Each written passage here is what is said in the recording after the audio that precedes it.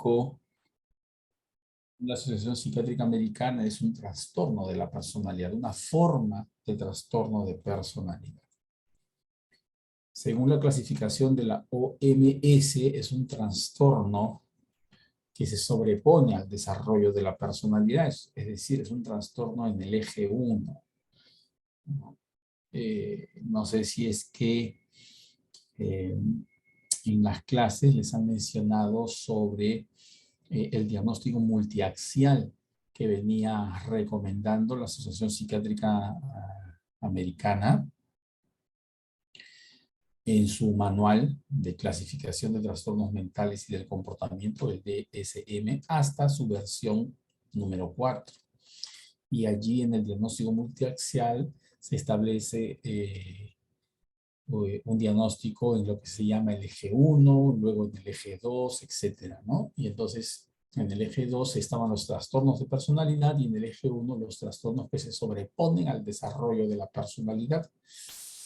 Entonces en el DSM, hasta la versión número 4, aparecía este diagnóstico multiaxial. Se ha abandonado en el DSM-5. Pero les decía de que el trastorno esquizotípico para el DSM, es decir, para la Asociación Psiquiátrica Americana, es un trastorno de la personalidad. En cambio, para la clasificación de la OMS es un trastorno que correspondería con lo que se llama el eje 1. Es decir, un trastorno que se sobrepone al desarrollo, a un desarrollo normal de la personalidad. Vamos a compartir entonces pantalla para hablar del tema. ¿Se ve ahí ya la pantalla compartida? Sí, todo. Okay. Bien, trastornos de la personalidad entonces es el tema del día de hoy, ¿no es cierto? Viene pues de personalidad, de el vocablo latino persona, que significa máscara. Y cuando hablamos de personalidad, pues estamos hablando de un patrón, ¿no? Un patrón persistente en nuestra forma de ser, ¿no? Es importante tener en cuenta que nuestra forma de ser realmente, si bien es cierto, hay un patrón, hay una flexibilidad también. Uno no es siempre el mismo en todas las situaciones. Esa es la característica de la personalidad normal, su flexibilidad y adaptabilidad, aunque con ciertas características persistentes que nos identifican, pues, ¿no? Entonces uno puede tener rasgos flexibles de personalidad y expresar un rasgo u otro rasgo, ¿no? El rasgo es un conjunto, digamos, de características en nuestra forma de percibir, pensar, imaginar y actuar, ¿no? Y es un patrón estable de comportamiento que permanece a lo largo del tiempo y en diversas situaciones. Ahora, cuando nuestra personalidad se torna rígida y entonces estos rasgos se combinan, pero de una manera inflexible, ahí hablamos de un trastorno de la personalidad, ¿ya? Cuando los rasgos se combinan de una manera rígida y se ofrece como conjunto en diferentes situaciones, ¿ok? Los rasgos vienen a ser como las subunidades de la personalidad y se combinan, ¿no?, de una manera flexible en nosotros, de una manera adaptativa, de tal manera que a veces aparece uno de los elementos de este conjunto o a veces aparece otro de los elementos, ¿no? De ahí viene lo que les decía, que uno no siempre es el mismo en todas las situaciones. Sin embargo, la forma como se combinan es lo característico de cada uno de nosotros. Sin embargo, la combinación rígida de estos rasgos y su presentación similar en diferentes situaciones lo torna desadaptativo, inflexible, y allí es que viene a ser un trastorno de la personalidad. ¿Ok?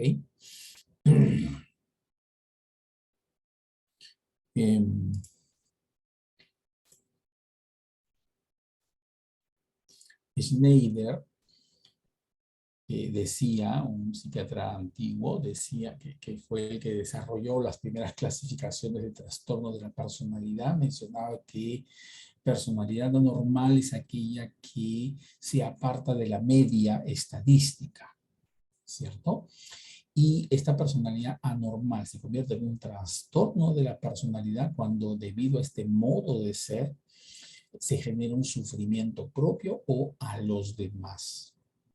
Esa es la definición clásica de trastorno de la personalidad, una forma de ser que se aparta de la media estadística en la distribución normal de los fenómenos y que por este modo de ser se genera un sufrimiento propio o a los demás. Hemos dicho de que este modo de ser suele ser pues una forma de ser persistente en el tiempo, ¿no?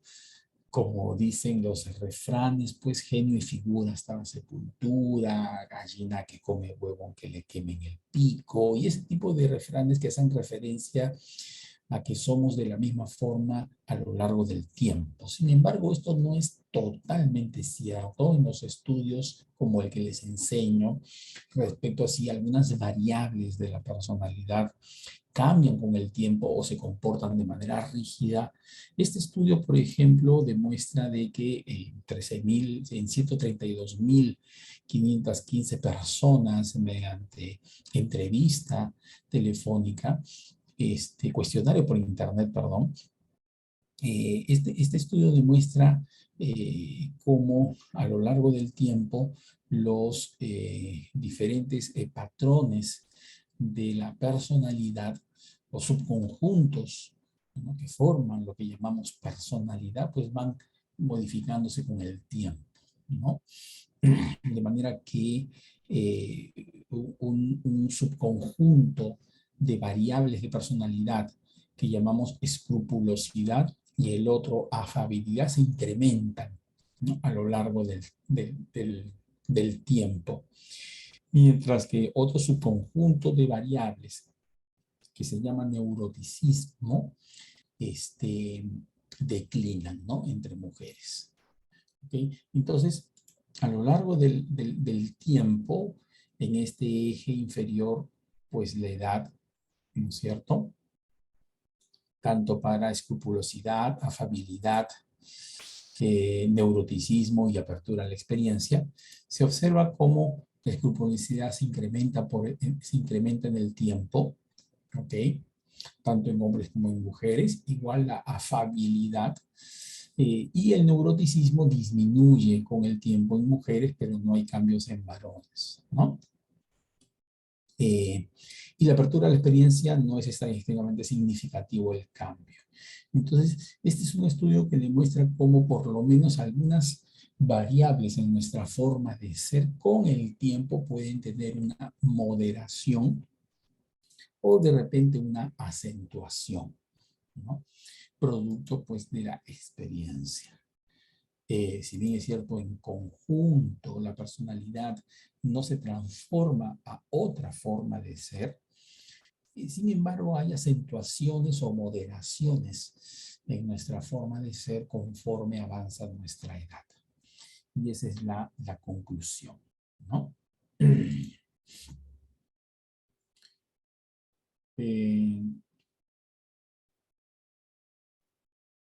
Por otro lado, este estudio lo que demuestra es cómo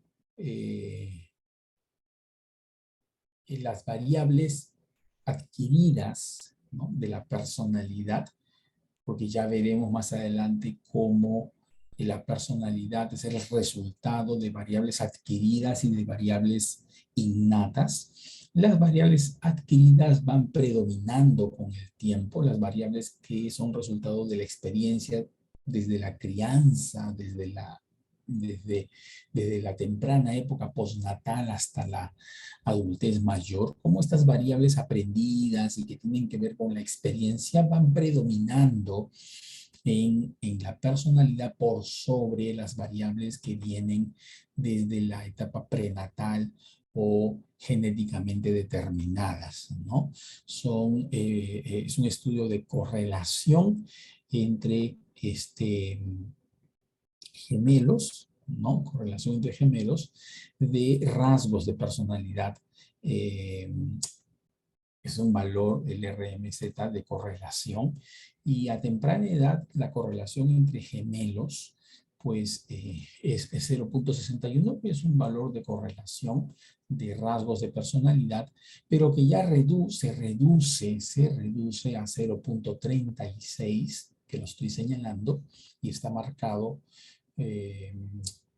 con un punto anaranjado, a 0.36 a edad de 65 años a más. ¿Okay? Es decir, la correlación de características de personalidad entre gemelos se reduce de 0.61, un valor indirecto que refleja la correlación, a 0.36 en este estudio, ¿no? Es uno de los estudios más referidos cuando se habla de los factores genéticos versus adquiridos en lo que es la personalidad.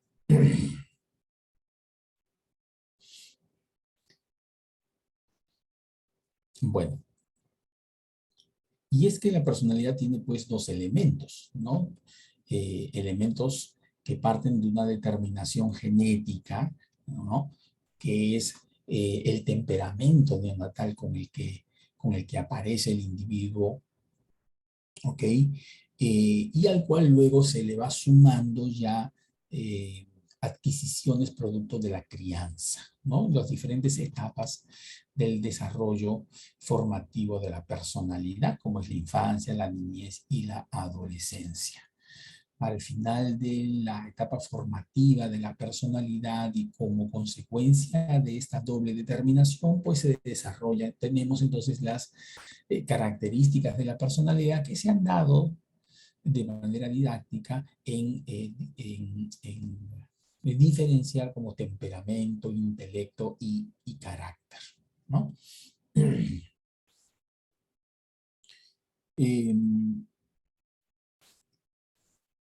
Cuando aparece el recién nacido, tiene pues una forma de personalidad incipiente que llamamos temperamento neonatal, ¿ok? Y que depende pues casi al 100% de su determinación genética.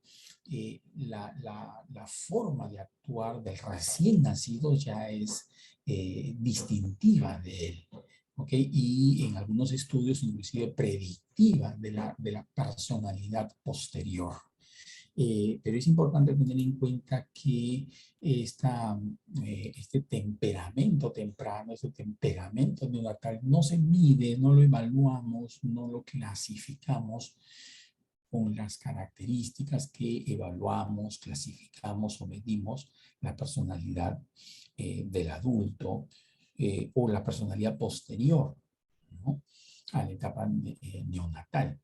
Esta personalidad incipiente del recién nacido, que algunos llaman temperamento neonatal, se mide, se evalúa, se clasifica,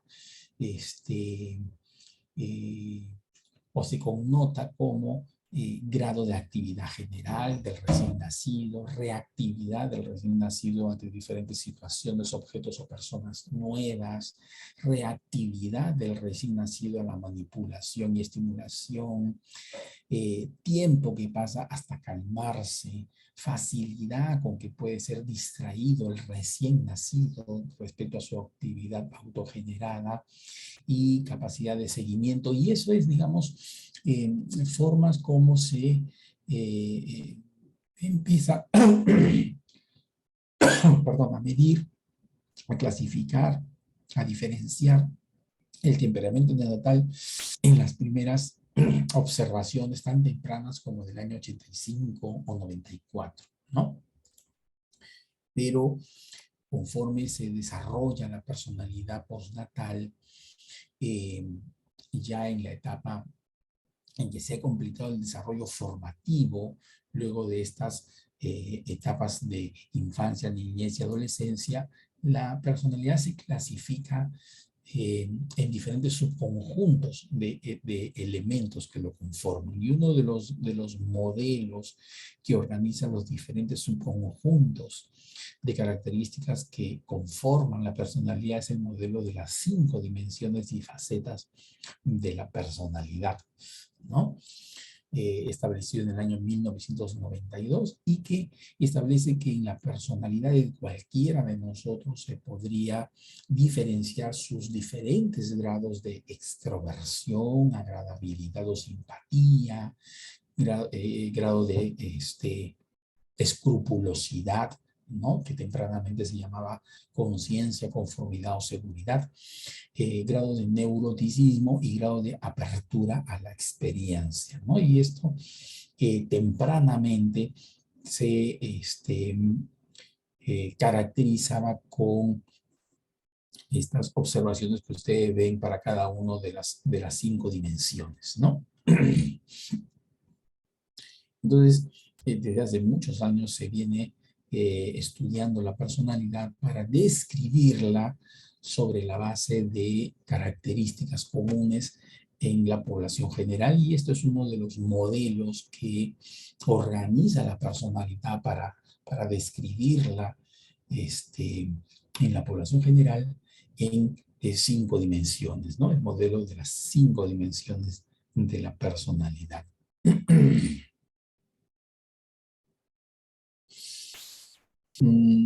Ahora bien, ¿cuál es la neurobiología de la personalidad? Es decir, no los factores que determinan la personalidad, sino cuál es la neurobiología de la personalidad.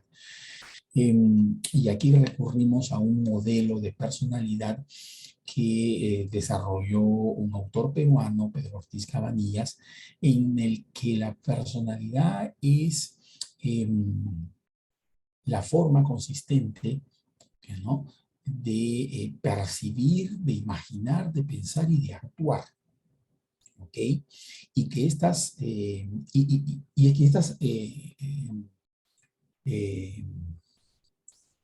formas de actividad mental son producto de la integración de la actividad de sistemas de memoria, de afectos, de sistemas de memoria, de conocimientos y de sistemas de memoria de valores, ¿ok?, que se adquieren durante la crianza postnatal a lo largo de las etapas de infancia, niñez y adolescencia, y que ya hemos desarrollado en la primera clase, ¿no? Y que se sobreponen y reorganizan este temperamento neonatal, ¿ya? Y que fundamentalmente es actividad a base de la actividad del el neocórtex de asociación, que organiza toda la actividad mental, ¿no? Y estas formas de pensar, de imaginar, de percibir y de actuar tienen su base neurobiológica. Como les digo, nuestra forma de percibir, de actuar, de imaginar y de pensar es actividad de integración, ¿no? ¿Qué integra? Integra la actividad del neocórtex de asociación prefrontal, que es el sistema de memoria de valores que se va adquiriendo desde el nacimiento hasta la adolescencia. ¿Qué más integra? Integra la actividad del neocórtex de asociación parieto-temporo-occipital, que es un sistema de memoria de conocimientos que se adquiere también desde inicios de la etapa neonatal a lo largo de la infancia, niñez y adolescencia. ¿Qué más integra? Integra el neocórtex de asociación paralímbica, ¿ok? Y qué es el sistema de memoria de afectos, ¿no? Que se adquiere también a lo largo de la crianza, desde la infancia, niñez y adolescencia. Eh, Cada una de estas adquisiciones tiene sus puntos críticos, por supuesto, eh, y reorganizan la actividad del paleocórtex, que es la actividad que llamamos el temperamento del neonatal, justamente, ¿no? Y que está determinada así desde su base genética, mientras que la actividad de este neocórtex de asociación es fundamentalmente adquisición de la crianza, es adquisición, es incorporación de información social, es aprendizaje, ¿no? Es el elemento adquirido de la personalidad, ¿ok? Entonces, la actividad de estos, eh, de esas tres áreas, de esos tres sistemas de memoria, ¿no? Se integra y se presenta como las formas peculiares, pues, en que imaginamos, pensamos, percibimos y actuamos, ¿no? Y cuando es consistente, persistente en el tiempo, es lo que llamamos la personalidad, ¿no? De tal manera que si queremos hablar de la neurobiología de la personalidad, tenemos que hablar precisamente de la neurobiología de la percepción, de la imaginación, del pensamiento y de la actuación, ¿no? Entonces, cuando son modos de actividad mental persistentes en el tiempo, como ya hemos mencionado. Y probablemente la red por defecto, cuyos nodos aparecen en los estudios de imagen funcional, sean parte de la neurobiología del pensamiento y de la imaginación, ¿no? Las redes neurales de la percepción suma a las redes de la imaginación, pues redes paleocorticales de las sensaciones afectivas y cognitivas, el córtex prefrontal dorsolateral y también el área de asociación parieto-temporo-occipital, ¿no? Y así, bueno, también hay, bueno, las redes de la actuación, ¿no es cierto? Las redes neurales que son el soporte de nuestra forma compleja de actuar, ¿ok? No la forma simple, sino una forma compleja propia del ser humano, ¿no? De actuar, ¿ya? Y ahí están, bueno, las redes que se pueden describir, ¿no?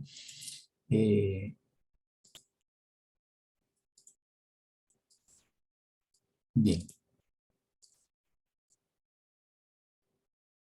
vamos a pasar aquí. Pero una cosa es hablar de el soporte neurobiológico de la personalidad ya formada y otra cosa es hablar de cuáles son los factores que determinan la personalidad, ¿no es cierto? Y propiamente no hay un modelo etiopatogénico para la personalidad y menos para los trastornos de la personalidad, ¿ok? Menos para los trastornos de la personalidad. Si bien es cierto, hay abundancia de estudios sobre diversos factores que tienen que ver con, con la personalidad y con los trastornos de la personalidad, ¿ya? Hay factores genéticos, son estudios de concordancia entre gemelos que hacen referencia a que los trastornos de personalidad son más frecuentes entre gemelos monocigotos que entre gemelos dicigotos, por ejemplo, y que también hay una correlación de trastornos de la personalidad y de formas de personalidad normal, inclusive entre gemelos monocigotos criados, ¿no?, tempranamente por diferentes familias en estudios de adopción. Luego también hay estudios sobre factores biológicos, como por ejemplo el que las personas con rasgos impulsivos exhiben pues con frecuencia altos niveles de testosterona y otras hormonas. Otros estudios sobre bajos niveles de monoaminoxidasa plaquetaria en personas que informan más tiempo de actividades sociales, bajos niveles del ácido 5-hidroxiindolacético, metabolito de la serotonina, en personas con rasgos impulsivos y antecedentes de intentos suicidas, actividad predominante de ondas lentas en el electroencefalograma en personas de borderline, y así, ¿no? Diferentes diferentes estudios sobre factores biológicos de la personalidad, pero no se suman dentro de un modelo integral, ¿no? Uno de los modelos que más se aproxima es el modelo de la psicobiología del temperamento, ¿no es cierto? Que hace referencia a que la personalidad puede ser descrita sobre la base de eh, características, subconjuntos diferenciados de características de comportamiento, que tienen una distribución cuantitativa normal en la población general, que son observables desde temprano en la infancia, que son estables en el tiempo, que predicen la conducta en la adolescencia y la adultez, que son universales entre diferentes culturas y grupos étnicos, y que tendrían determinantes genéticos únicos y diferenciados según estudios familiares y de gemelos. Y estas características de subconjuntos o estos subconjuntos, perdón, de características de la personalidad, serían cuatro, ¿no es cierto? Cuatro dimensiones, como también se le llama, que hacen referencia a cuatro variables de temperamento, como son la evitación del daño, como son la dependencia de la conducta respecto al refuerzo, como es la dependencia de la conducta respecto al impulso, a la búsqueda de novedad, ¿no es cierto?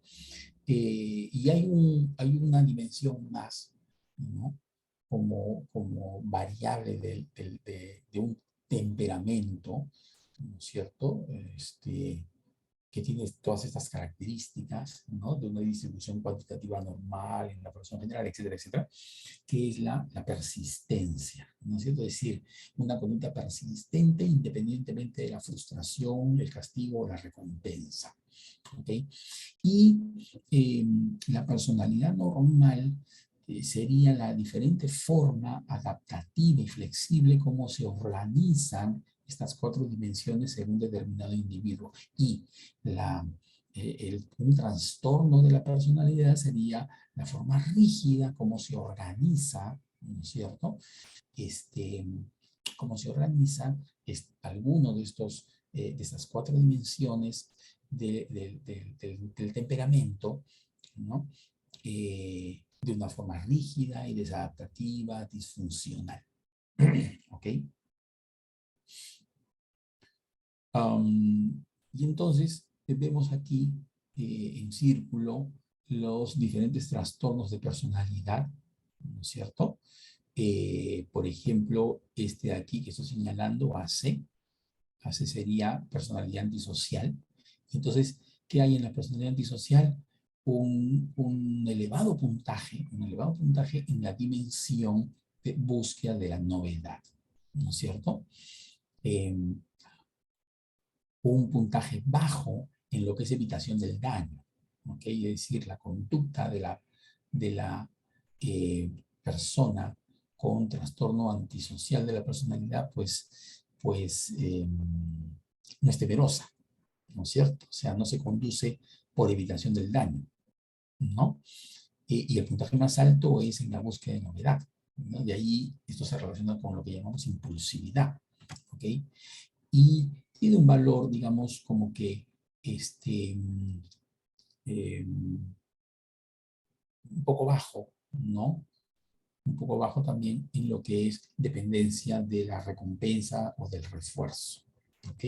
Y así diferentes otros trastornos de la personalidad, ¿no? Borderline, personalidad dependiente, etcétera, ¿ok? Entonces, este es un modelo que pretende explicar la personalidad y los trastornos de la personalidad a base de la combinación de características de la personalidad de presentación muy temprana y aparentemente dependientes de una determinación genética, ¿no es cierto? Sin embargo, Sin embargo, si bien es cierto, este modelo deja de lado todas las adquisiciones de la personalidad que son producto de la crianza, pues, ¿no? Son producto de la crianza. ¿Ya? Sencillamente se remite a hablar de una personalidad como una combinación en diferente grado y en diferente forma de estas variables que serían determinadas genéticamente. Entonces, al dejar de lado todas las adquisiciones que son producto de la crianza, pues lógicamente resulta siendo un modelo incompleto, ¿no? Pues un modelo acabado de personalidad y de trastorno de la personalidad tendría que hacer referencia a tanto las adquisiciones que son producto de la crianza durante la infancia, niñez y adolescencia, ¿no? Como a su vez la determinación genética del temperamento neonatal temprano. Sin embargo, todavía hay un divorcio entre la forma como medimos, cómo clasificamos la personalidad del adulto o incluso desde temprana edad postnatal con el temperamento neonatal. ¿Cierto? Pues estas variables que hemos dicho de dependencia del refuerzo, evitación del daño, búsqueda de novedad o persistencia, tienen muy poco que ver con la forma como medimos, describimos, estudiamos lo que hemos dado en llamar el temperamento neonatal, ¿no es cierto? Que hace referencia más bien a grado de actividad, reactividad ante situaciones, reactividad ante la manipulación. Todavía no hay estudios que relacionen este temperamento temprano del recién nacido, primer mes de vida, con lo que ya ocurre en la infancia. Pues si bien es cierto, estas variables pueden observarse tan tempranamente como en la infancia ya es una etapa de adquisiciones, ¿no? De aprendizaje. La infancia ya es una etapa en que el individuo está incorporando información social y la está traduciendo en un sistema de memoria de afectos, ¿no? Que posteriormente va a integrar en sus formas peculiares de percibir, pensar, imaginar y actuar. Pero ya estamos hablando ahí de adquisiciones, ¿no es cierto?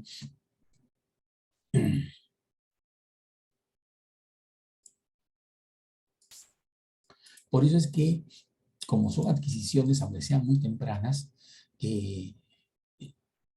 todo estudio de correlación de rasgos de personalidad para estudiar su determinación genética, por más temprano que se estudie durante la infancia, no llega a una correlación del 100% entre gemelos, ¿no? Ya hemos visto eso en este estudio, donde por más temprano que sea, ¿no?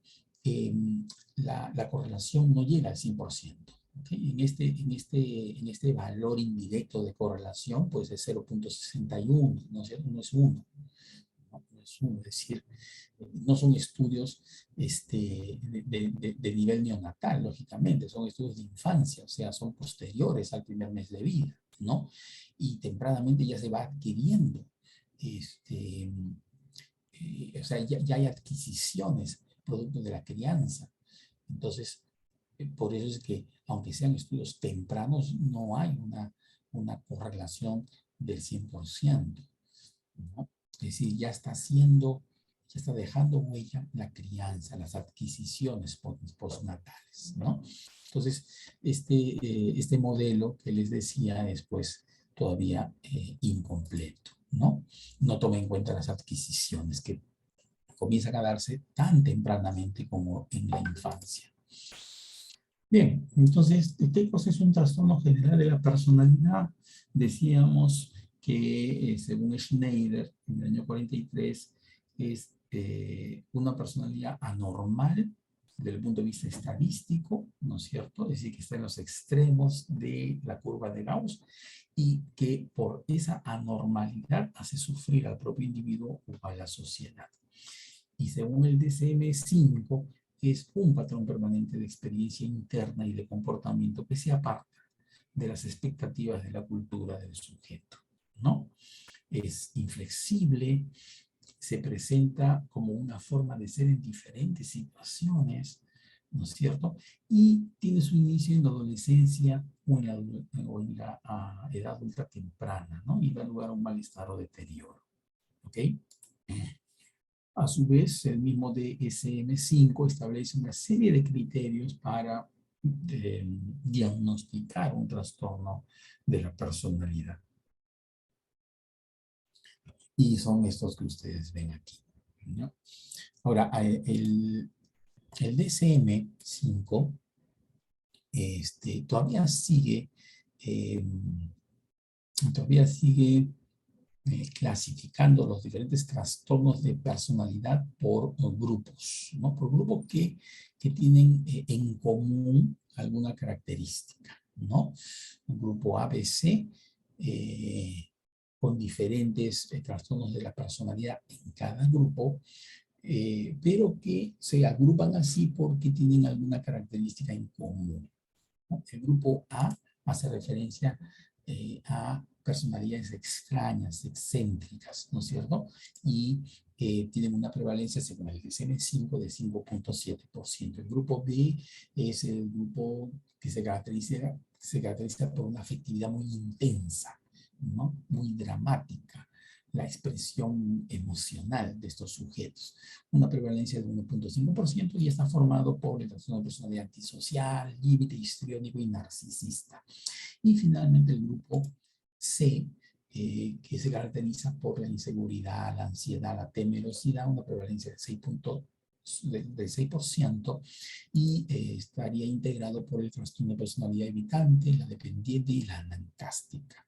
Entonces vamos a hablar de algunas características de estos grupos de trastornos de personalidad, con especial énfasis en el trastorno de personalidad esquizotípica, ¿no? Porque también forma parte de la clase programada. Les decía que el trastorno de personalidad esquizotípica está así en el DSM como trastorno de la personalidad, mientras que en la clasificación de la OMS está como trastorno de la personalidad que se sobrepone al desarrollo normal de la persona, pero como trastorno que se sobrepone al desarrollo normal de la personalidad, ¿no? Es decir, en el modelo del diagnóstico multiaxial o por ejes, eje 1, 2, 3, 4 y 5, que espero le hayan enseñado, la esquizotipia sería un trastorno del eje 1, o sea, el trastorno esquizotípico, ¿no? Pero según el DSM es un trastorno en el eje 2, trastorno de personalidad esquizotípico, ¿ok?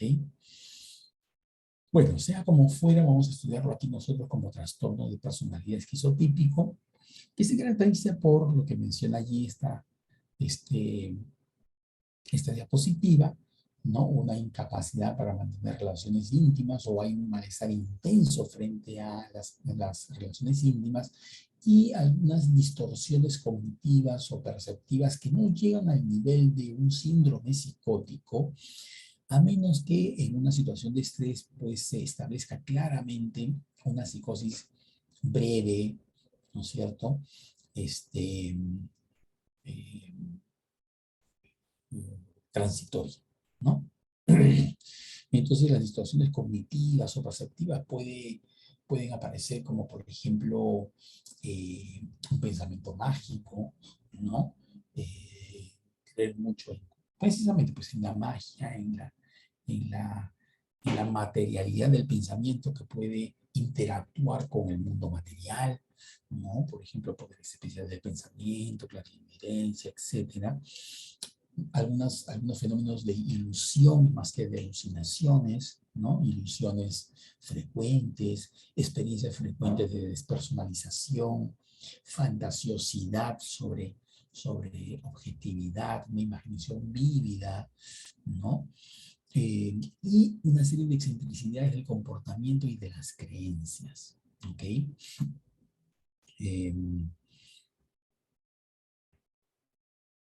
Tiene una relación positiva en el modelo de las 5 dimensiones de la personalidad. Recordemos un poco esto del modelo de las 5 dimensiones de la personalidad, ¿ya? Es este de aquí, ¿no es cierto? Donde a cada una de las dimensiones de la personalidad se relacionan algunas características en el modo de ser, ¿no? Gregarismo, afectuosidad, asertividad, etcétera, ¿no? Para lo que es la dimensión de extraversión. Entonces, los diferentes trastornos de la personalidad se relacionan con alguna de esas características de las dimensiones de la personalidad en este modelo de las 5 dimensiones, que es sencillamente una forma de clasificar los subconjuntos de elementos que forman parte de aquello que llamamos personalidad. ¿Okay? Y entonces decíamos, por ejemplo, que en el trastorno de personalidad esquizotípica, la relación es positiva con factor vulnerabilidad, ansiedad social, depresión, ¿no? Ansiedad en general, competencia y sentido del deber, y negativo con asertividad, ¿ok? Es decir, puntúa alto en vulnerabilidad, ansiedad social, depresión, y puntúa bajo en asertividad. Tendría una prevalencia de 3.9 a 4.6% y un grado pues de heredabilidad y determinación genética, ¿no es cierto? Incluso según el sexo es más frecuente el sexo masculino que en el femenino, y en el femenino sobre todo en mujeres con el síndrome de X frágil, ¿no? Elementos que hablan a favor de su determinación genética son, bueno, el hecho de que la prevalencia de esquizofrenia y psicosis en familiares con este trastorno es mayor que en la población general, así como este trastorno en sí es más frecuente en familiares biológicos, sobre todo de primer grado, de individuos con esquizofrenia, ¿no? Y que la prevalencia en monocigotos es 33% versus 4% en dicigotos. Entonces, esos son los elementos que orientan a su determinación genética, ¿no es cierto? Respecto a la comorbilidad en este trastorno, en más del 50% de casos hay el antecedente de por lo menos un episodio de trastorno depresivo mayor. Y este trastorno de la personalidad, sin embargo, puede también concurrir con algunas características de personalidad esquizoide, paranoide, borderline o evitativo, ¿no?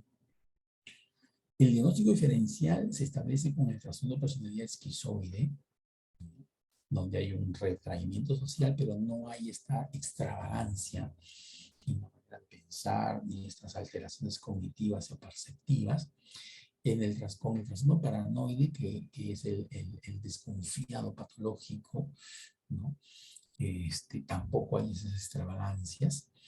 Con el autismo de alto rendimiento, ¿no es cierto?, que es el Asperger, porque el autista tiene, o sea, todo esto por su retraimiento social, ¿no? En este caso del autismo de alto rendimiento tiene pues eh, esta restricción de intereses, eh, estas perseveraciones, ¿no? Eh, estos rituales, ¿ok? Eh, que no tiene el paciente cuando es una persona esquizotípica, con la esquizofrenia, porque, bueno, no hay propiamente una psicosis, no hay pensamiento delirante, no hay alucinaciones propiamente, y también con el trastorno personal ansioso evitante, por lo mismo de el retraimiento social, porque en el trastorno personal ansioso evitante no hay estas extravagancias en la manera de pensar, en las percepciones, ¿no es cierto? No hay esas extravagancias. Respecto al curso y al pronóstico, un curso crónico, como todo trastorno de la personalidad, ¿no? Puede moderarse algunas de sus características, como ya hemos visto en los estudios de cambio de características de la personalidad con el tiempo. Puede complicarse con episodios psicóticos breves y transitorios, ¿no? Sobre todo en situaciones de estrés. Y el suicidio, según un estudio a largo plazo, está presente en aproximadamente el 10% de personas que padecen ese trastorno de personalidad, ¿no?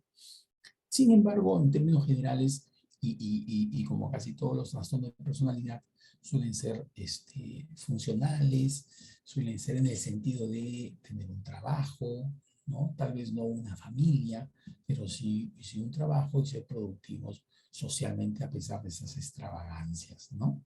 Salvo las complicaciones o las comorbilidades, ¿ok?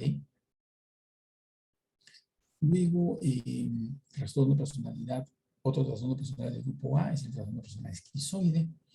También hay un distanciamiento de las relaciones sociales, pero allí lo que hay es no una ansiedad en las relaciones sociales, sino una restricción de la afectividad, ¿no es cierto? Igual es un trastorno eh, que prevalece más que en la población general en familiares de personas con esquizofrenia o trastorno personal esquizoide, y es más frecuente en varones que en mujeres, ¿no? En términos generales, el trastorno de personalidad paranoide es un patrón de desconfianza y suspicacia, ¿no? De tal manera que se interpretan las intenciones de los demás como malévolas, ¿okay? En relación con algunas características de las dimensiones, de las 5 dimensiones de la personalidad, ustedes ven allí cómo puntúa de manera positiva con depresión y ansiedad social y negativa con cordialidad, gregarismo, etcétera, ¿no? Tanto para personas esquizoide como para paranoide vemos allí la relación con algunas de las variables de lo que son las 5 dimensiones de la personalidad.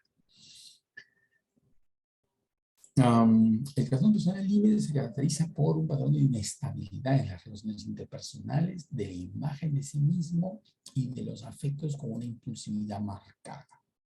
¿Okay? Hay una elevada comorbilidad con trastornos por consumo de sustancias, con trastorno de personalidad antisocial, trastorno depresivo mayor y trastorno bipolar, ¿no? En familiares de estos pacientes, en familias en primer grado sobre todo, hay este tipo de trastornos más que en la población general. Y en la mujer prevalece más que en el varón, ¿no? De tal manera que el 75% de las personas con diagnóstico de trastorno límite de la personalidad son mujeres. Luego el trastorno de personalidad narcisista, que es un patrón de grandiosidad, necesidad de admiración y falta de empatía, ¿no es cierto? 50-75% del diagnóstico está en varones. En el grupo B, también el trastorno de personalidad antisocial, un patrón de desprecio y violación de los derechos de los demás. La prevalencia en familiares de primer grado de individuos con trastorno antisocial, ¿no? Es mayor que en la población general, ahí hay un factor genético, ¿ok?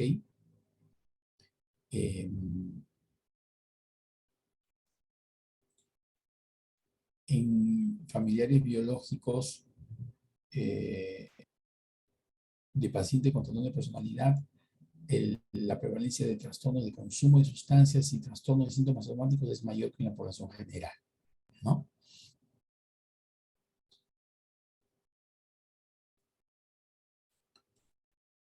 La personalidad histriónica es un patrón de emotividad y búsqueda de atención excesivas.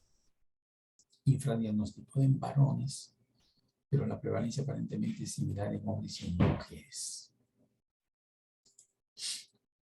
La personalidad evitante, y estamos hablando del grupo C, es un patrón de inhibición social, sentimiento de inadecuación e hipersensibilidad a la evaluación negativa.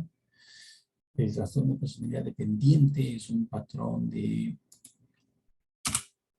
comportamiento de sumisión y adhesión a la otra persona, relacionada con una necesidad excesiva de ser cuidado. Y el trastorno de personalidad anancástica, un patrón de preocupación excesiva por el orden, el perfeccionismo y el control. ¿Okay? Bien. Son las características generales de los trastornos de personalidad. No vamos a desarrollar cada uno de ellos.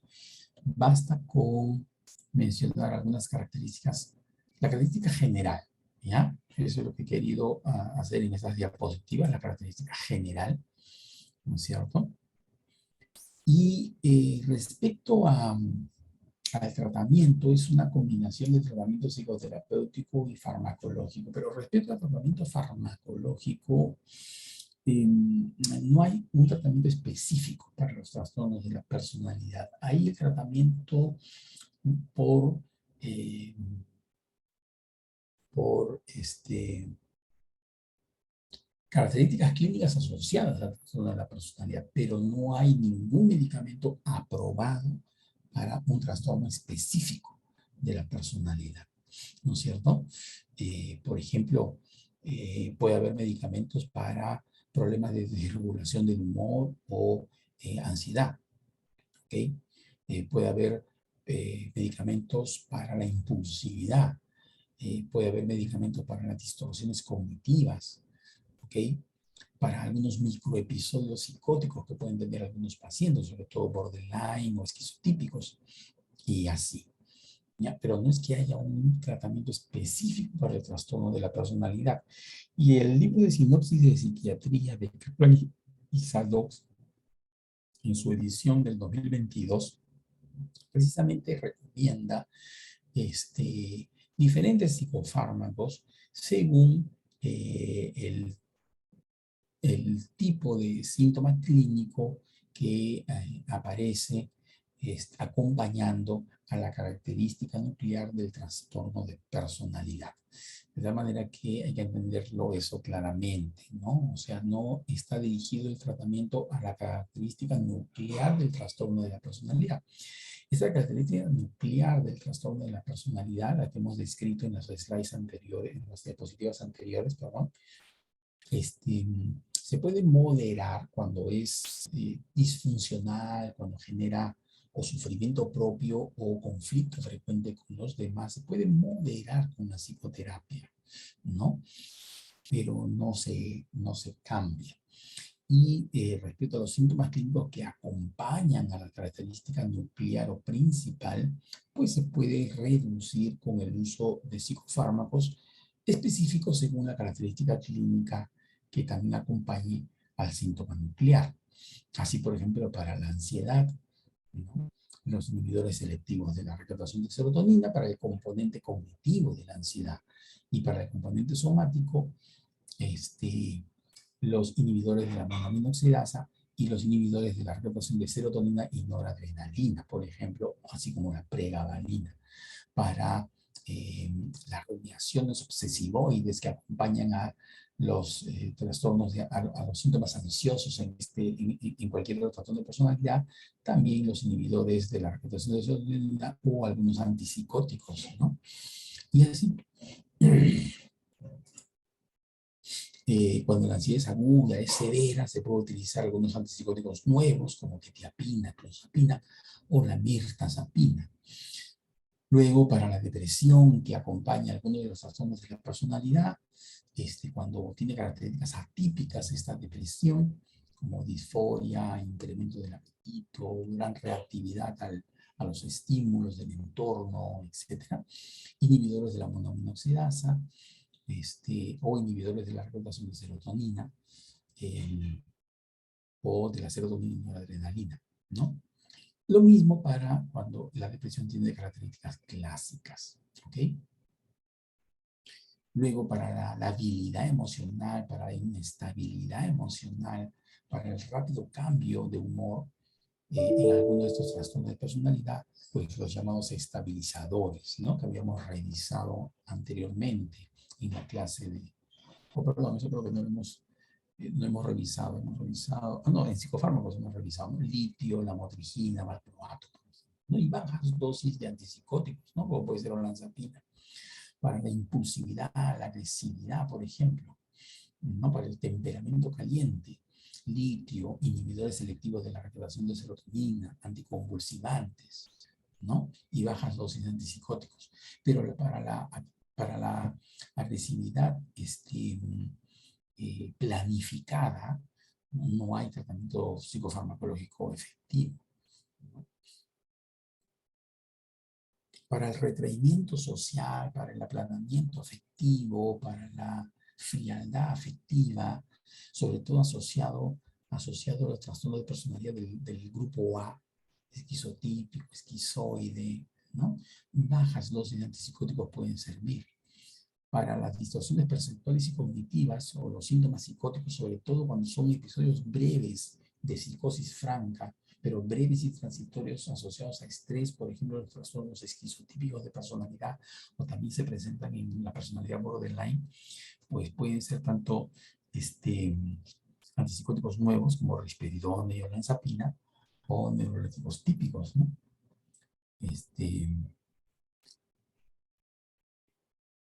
Y lo mismo también para algunos síntomas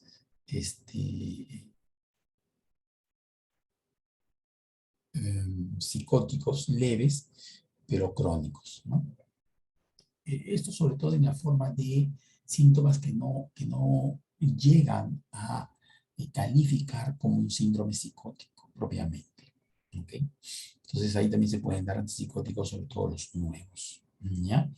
Entonces, esto es importante tener en cuenta, ¿no? Que los psicofármacos se utilizan en los trastornos de personalidad, no para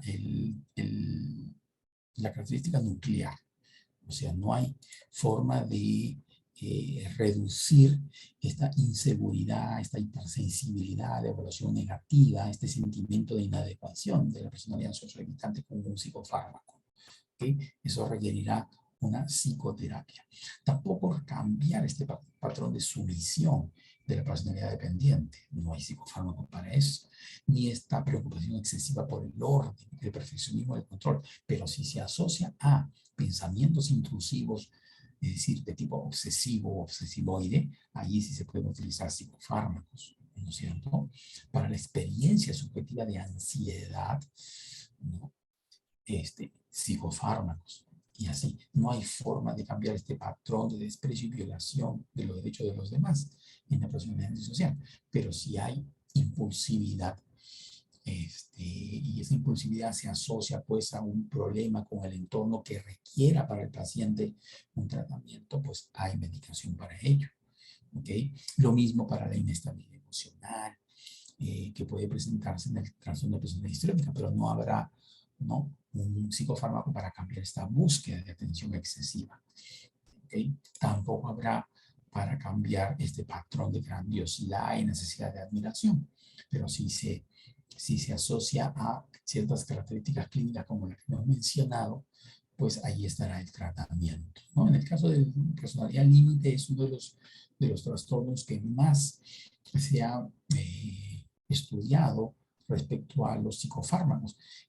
La conclusión es la misma, no hay algo que cambie esta inestabilidad del paciente borderline en la imagen de sí mismo, ¿no?, ni la inestabilidad emocional, ni la impulsividad, pero sí puede moderar por lo menos la inestabilidad e impulsividad con estos psicofármacos.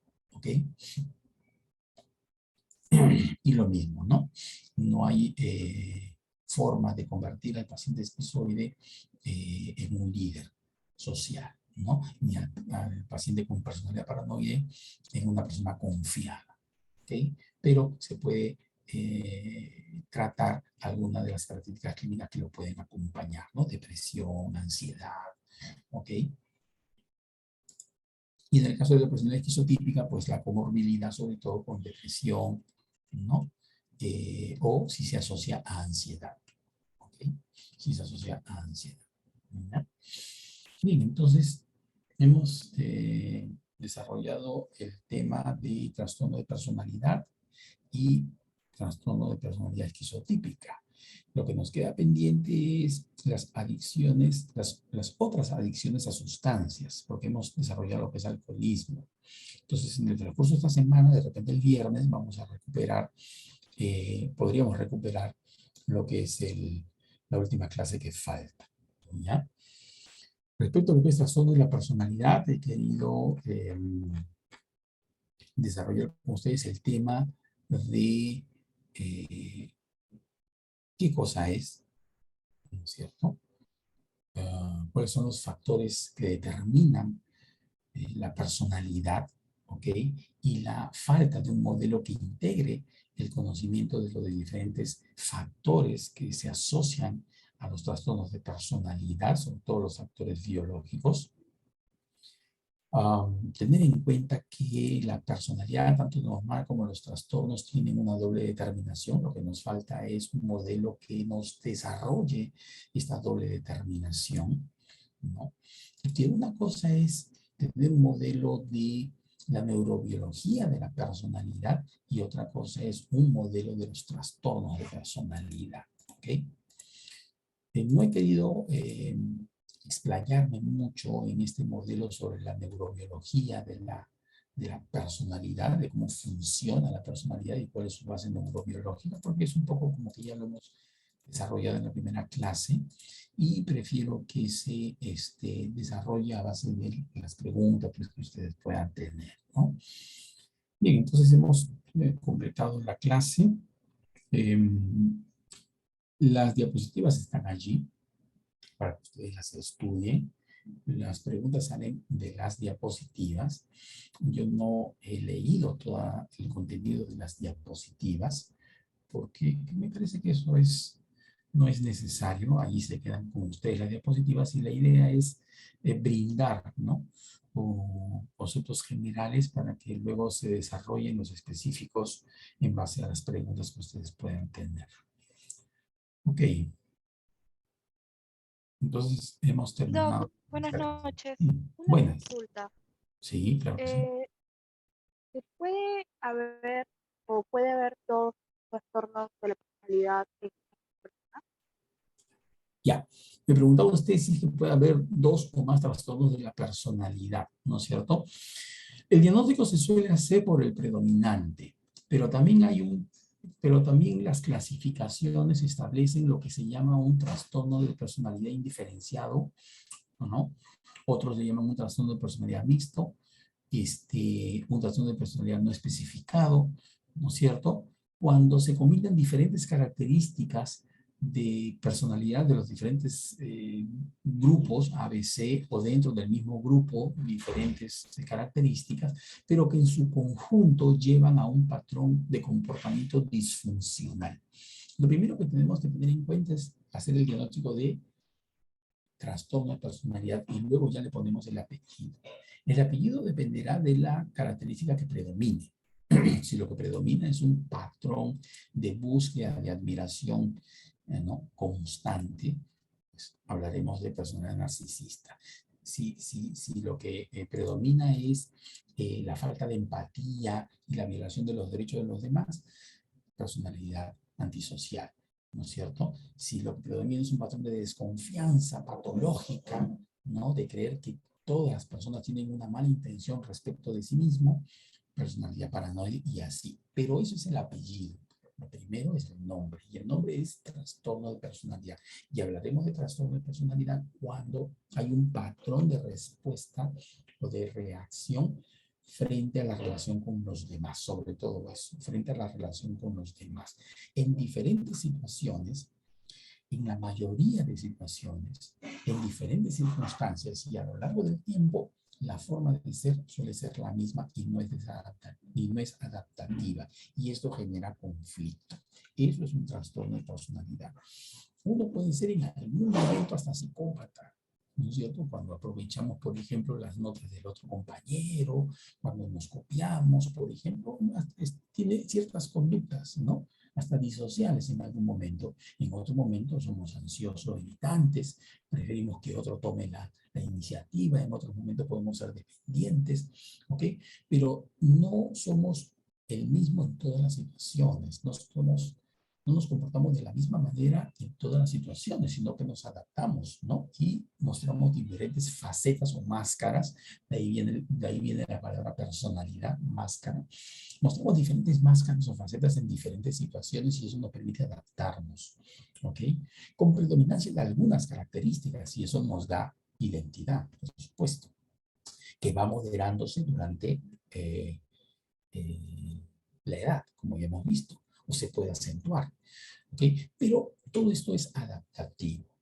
Se torna rígido Y siempre estamos desconfiando y desconfiamos de todas las personas y desconfiamos en todas las situaciones y eso genera conflicto, eso ya es un trastorno. En todo momento, con todas las personas, en todas las situaciones y a lo largo del tiempo estamos buscando aprobación, aprobación, aprobación, eso ya es un trastorno.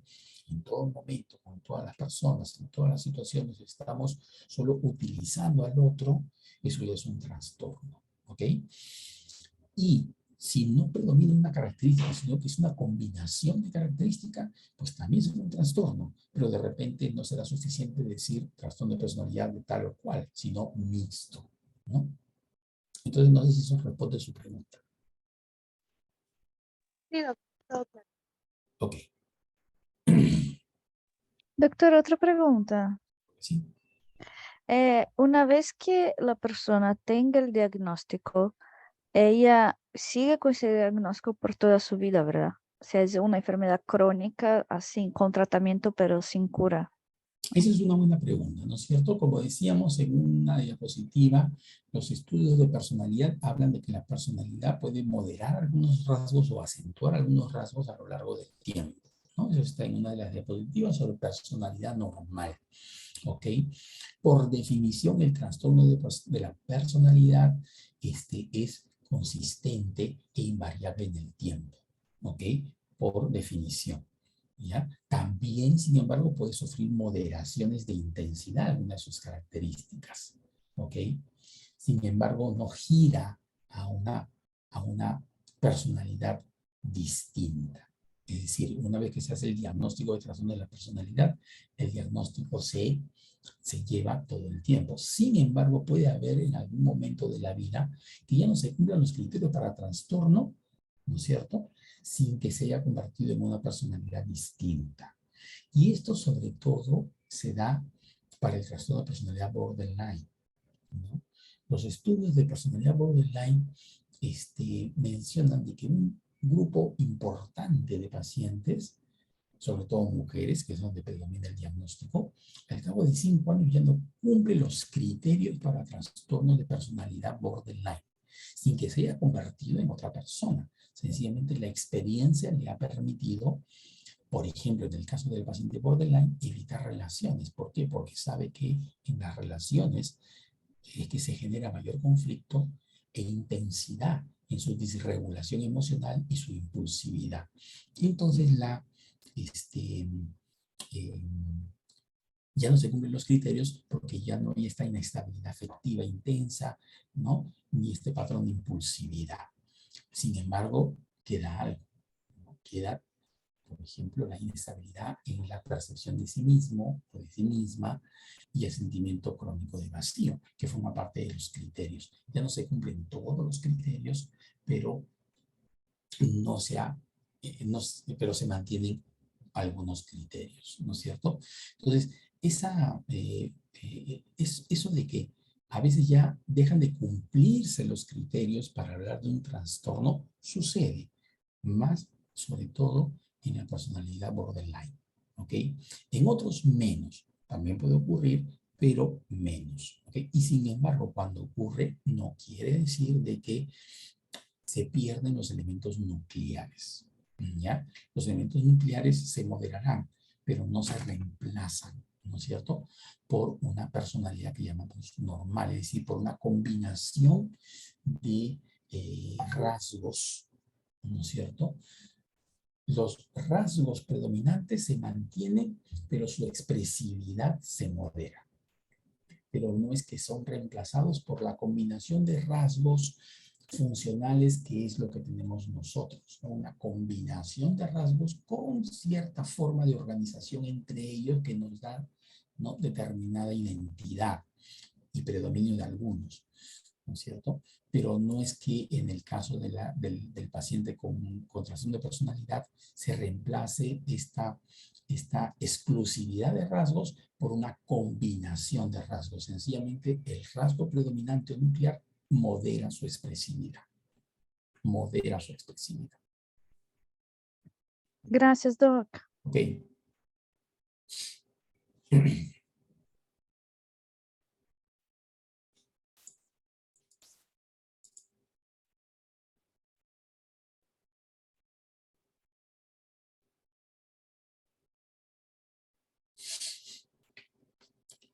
Bien, entonces aquí está.